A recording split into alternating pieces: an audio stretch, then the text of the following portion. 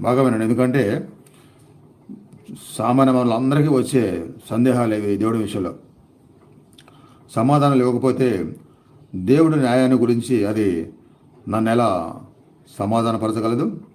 భారతదేశపు గురువులు దైవ సంపర్కం పొందడం ద్వారా, అంతఃసాక్షాత్కారం ద్వారా జీవితపు చిక్కుముళ్ళకు జవాబులు కనిపెట్టారు. మనం కూడా ఇలా ఎలా చేయవచ్చునో చూపారు. ఈ ప్రపంచంలో అనేక రకాలైన మతవాదులు ఉన్నారు. ప్రతి మతంలోనూ దానికి సొంతమనదగ్గ వైవిధ్యం ఉంటుంది. కొంతమంది మతానికి పూర్తిగా భావావేశపూరితంగా దగ్గర వాళ్ళని చూస్తారు. వాళ్ళ భావోద్రేకాలు వాళ్ళ మీద అతిగా పనిచేసినప్పుడు వాళ్ళు మత విషయంలో అమితావేశపరులు అవుతారు. కానీ అత్యున్న భావోద్రేకపు ప్రదర్శనలో ఒకరికి దేవుడితో సంపర్కం